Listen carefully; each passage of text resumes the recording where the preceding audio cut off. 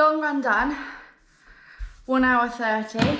Wasn't particularly fast, but I felt a bit tight in my hips and just on one side. I don't even know how I've done that.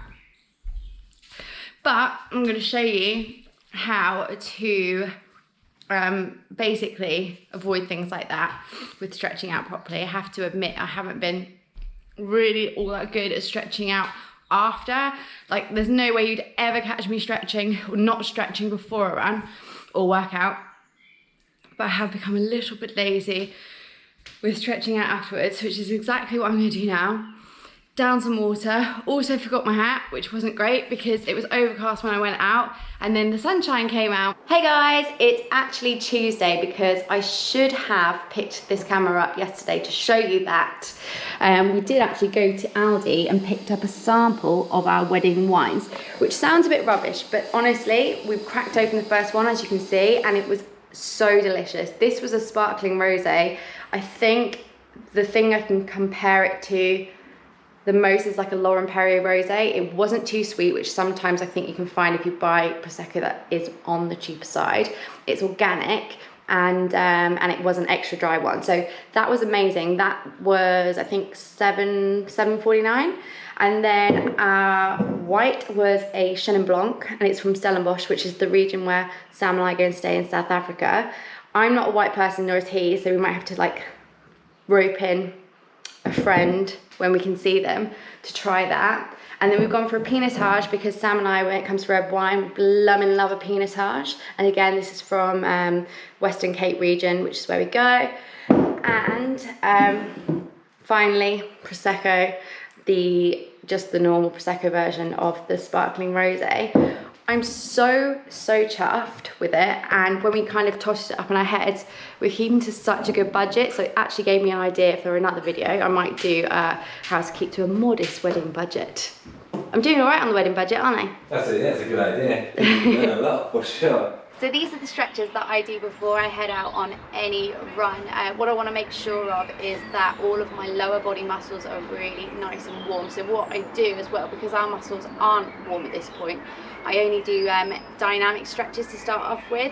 So I want to really get in and make sure that my hip flexors, my quads, my glutes, my calf muscles, my hamstrings are all nice and warm before I even try to get out there and do any running.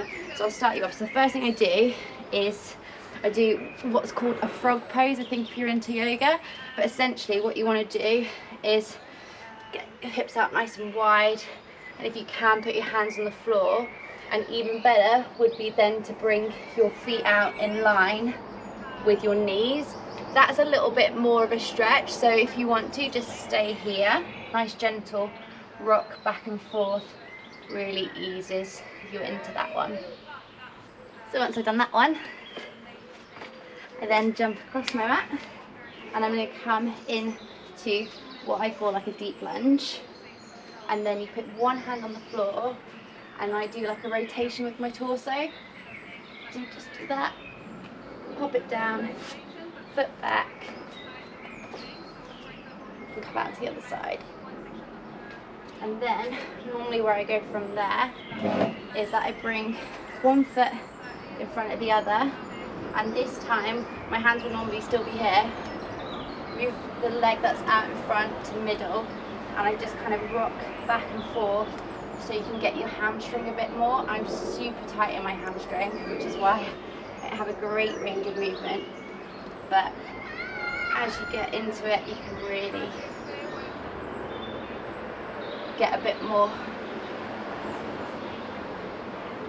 out of that one. That one's a really good one. The next thing I do is I'm going to work on this groin area with the adductors. So I'm going to put one foot out, and you want it in line as much as you can with the knee. Again, if you can get down on the floor, great. If not, start here. And you want to rock gently back and forth. And then I go into a pigeon of some sorts. So I'm going to come out again in front of the mat. And then what I'm going to do is bring my left foot or right foot across. And you want to kind of create like a 90-degree angle if possible. Again, if that's not comfortable, just start off it with a bit more like that and work into it like this. And then you want to put your hands down if you can, or if not, start up here. And then you just want to roll over from side to side. Normally what I finish off with is some calf raises. So if I get my trusty assistant just to go in on my calf muscles. So this is always a lot easier to do if you're holding on to something. But if not, just do 2 foot. And then I normally do 10 double foot, 10 on my left, 10 on my right. And then I go. I'll show you one more actually. So it's not really a dynamic one, but it's one that feels really good for your glute. Love this one actually. So, I'm gonna run out of room. You wanna try and cross your legs, one over the top of the other, and then just fold forward and just hold that for as long as you can. That will get your glute so good. This is what I do when I come back as well. There you go, ready? It doesn't look like it on this, but they are absolutely massive. There's so many of them. Amy's really scared of cows, by the way. I hate them so much. They're so big. Look, it's staring at us. Just keep on walking. Why? Just keep on walking. And like, be nice to him. I'm so hot right now. Sam basically like pushed me into the way of them as well. I did not. We walked along the path. They're so they're friendly cows, come on. They all got up though when we walked past. Yeah, to say hello and good morning. Oh, I'm so glad that I have these sunglasses on and my vision's not good in the morning because I couldn't really see them all that much. Yeah, they were quite camouflaged in the shadows. They were quite camouflaged. We're both feeling just a tad fragile this morning for different reasons. I've continued to try the wedding wine. I had a couple barbecue beers last night. They were really nice as well. Lockdown life. Midweek drinking is like not frowned upon really. Look how gorgeous this is. Gee whiz, we are lucky to live where we do. Yeah, this isn't even the best bit either. You think it is? No.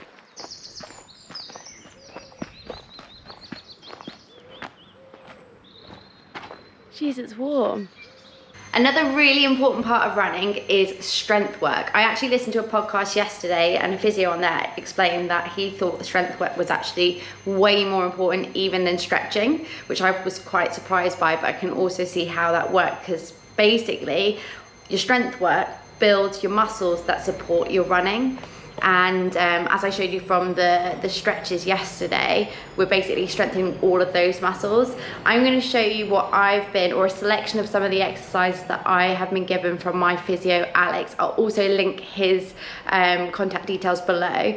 Obviously, he's geared these around my individual needs, but I think just generally they're actually really good. If you can get into a routine of doing some of them, then they're all kind of complementary to running. And it doesn't matter if you're running like 5 kilometers or 15 or even just for like, I don't know, 10 minutes. It's really important to put this work in because it basically builds your strength as you build up your running strength as well. So let's get on and do it. To be honest with you, I have to be super honest. This is my least favorite part of running. I find the exercises quite slow. I love things that are a bit more fast paced. And I also kind of I find them difficult. I think that's what it is.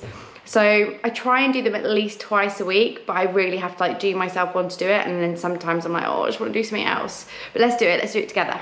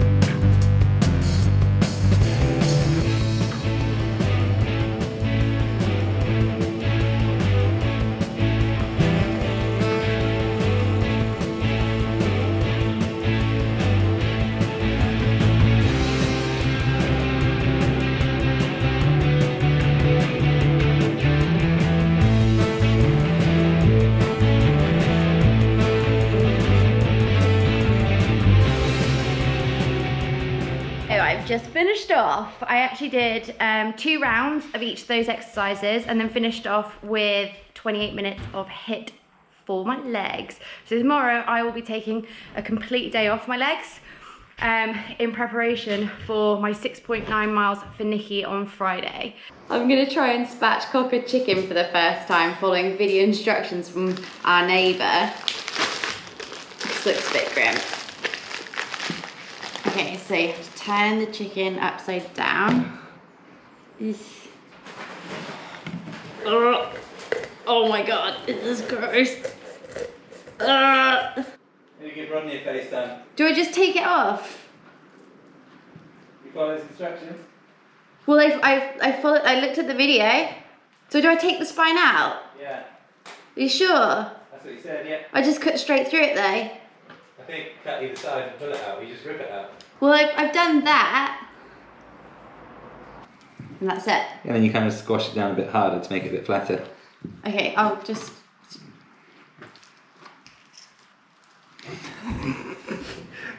I guess I put it on like a trainer, huh? I think so, yeah. Should we FaceTime Rod? Okay, yeah. Oh, too flamey. It's a bit too flamey. That's why we got this slidey system here. You can slide him out of the flame. You're good. So cute.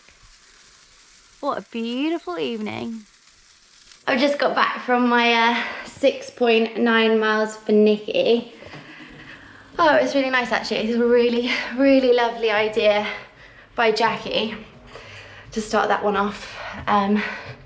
So hopefully lots of people will join in. And I've got to quickly get myself ready because it's mine and Sam's anniversary of us getting engaged today. So we're gonna go and do a few bits and pieces.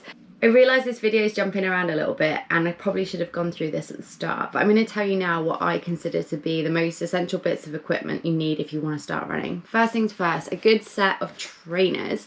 I always buy ASICs. I don't buy full price or pay full price. I normally hit the little outlet tab that they have in their website and you can normally then pick them up for about £70. But honestly, investing in trainers is a really good idea if you are thinking about running for any length of time. Obviously, if you're just kind of trying to see if you like it, then the only thing I would say is don't try and run anything like tennis shoes or skate shoes. It's really detrimental to your joints. A hat. Don't go out without a hat, as I have learned over the years. Even if you head out in the morning and it's overcast, guaranteed that will be the time that you come back and it's been blazing sun for the last 20 minutes of your run. Especially this one, you can get on the Fitness Edit Facebook page. A running belt. This particular brand, Speedbelt, I think are the best. You can fit in your phone, keys, cards super easily because the material's really stretchy and I have like a large phone in it. It's so comfortable, and the reason why I think these ones are the best ones are it doesn't bounce around or fall down on your hips. I've never had that happen to me once. I can't stand the armbands personally. I think phones are now too big for arms and my arms are too small for the armbands in the first place. And nobody wants to run around, even if it's for 20 minutes with a phone in their hand. If you were to trip or fall, you need your hands free to at least be able to give yourself half a chance. And finally, a watch.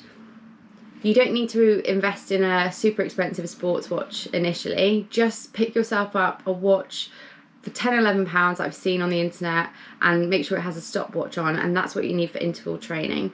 As you get more into running, then these are handy for things like tracking your pace.